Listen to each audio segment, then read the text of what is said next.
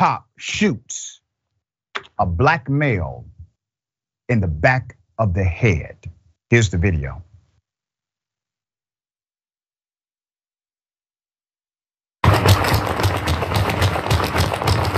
Stop, dude, I'm gonna tase you, stop. Get on the ground, get on the ground right now.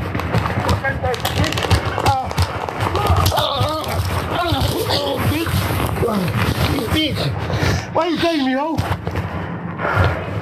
Bitch. Get on me, man. Come down here, bitch. Wait, I'm gonna shoot you, put that down. I will shoot you. What you gonna do? Get out here, ho. Get out here, ho. Shoot, bitch. Shoot. Shoot, ho.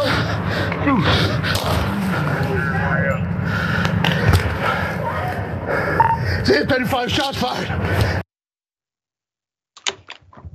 This was in Houston. This was a Houston cop, Dollar General store, parking lot.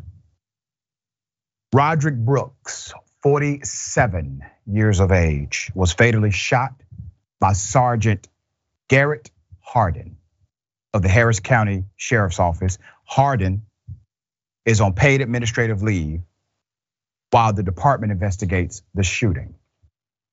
Let me give you some background as to why 911 was called in the first place. The Harris County Sheriff's Office received a call from a woman who said a black man in a blue shirt, gray shorts, and baseball cap had taken items from the store without paying and hit her. The woman said she did not need emergency medical services. The woman later told the dispatcher that she did not believe the man had a weapon, and she did not think he was under the influence of drugs or alcohol. The dispatcher asked if the deputies would face any threats once they arrived on the scene. The woman responded, no. Just a week, Hardin, the cop, was involved in another incident. Let's go to that incident.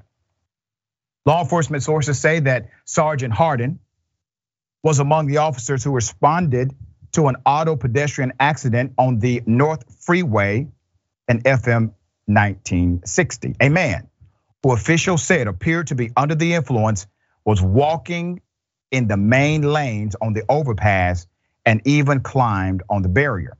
Once he stepped off and away, Sergeant Hardin used his stun gun on him, sources say. The man went off the overpass, landed about 35 feet below, and was critically injured because of the actions of this one cop. The past incident was a violation of the Houston, police policy. Let's get into it.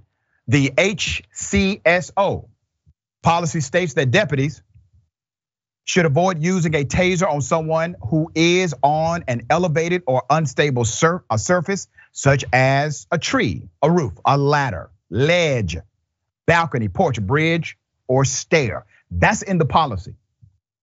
Or on someone who could, and I quote, fall and suffer serious injury to the head or other area. You see, Sergeant Hardin is a 20-year veteran and also a supervisor with the police department. Let me be very clear.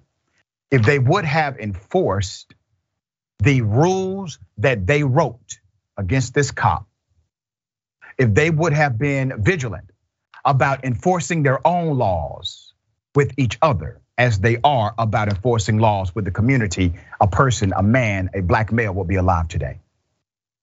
This is why culture is important in policing. We've talked about this often. It's not just policy. The policy is correct. What they put on paper is right. It's appropriate. But culture eats policy alive every day. Why did a decorated veteran cop, a supervisor of law enforcement, feel comfortable enough to break the policy that he's well aware of? Hell, he probably had a hand in writing it. Why do you think he felt comfortable breaking it?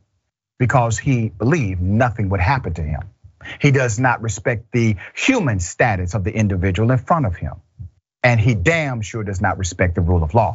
Now there's a dead black male shot in the back of the head by this same police officer. Same police officer. This is why it's important for policies like the George Floyd Policing and Accountability Act to pass. Because if that act would have been law, the record of that cop would have been made publicly available by way of mandate, by way of law. Every single one of us would have been able to see the history of this police officer. Okay, we don't have a clear photo of the cop. They're playing hide the pickle. Let's put up the sheriff of Harris County. That's the sheriff. His name is Ed Gonzalez.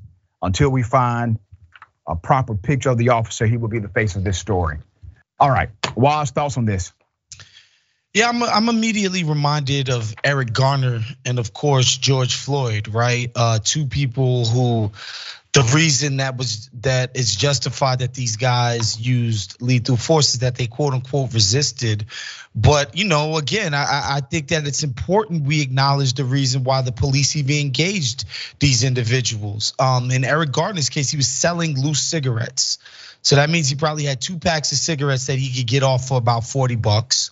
And in George Floyd's case, they said that you might have used a counterfeit $20 bill. And then this latest case that you just showed, the guy was leaving Dollar General with something that would have had to be on his person. So what could he possibly boost out of there?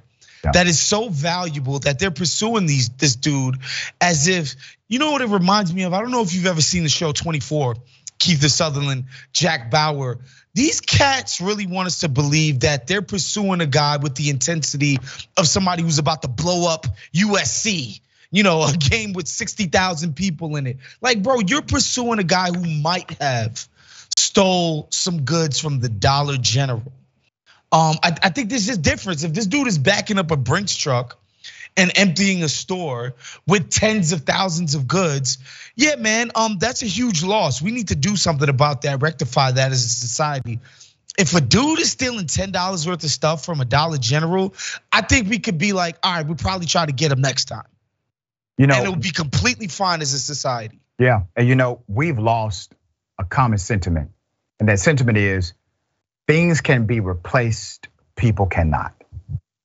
Common, not complex, appropriate, sensible.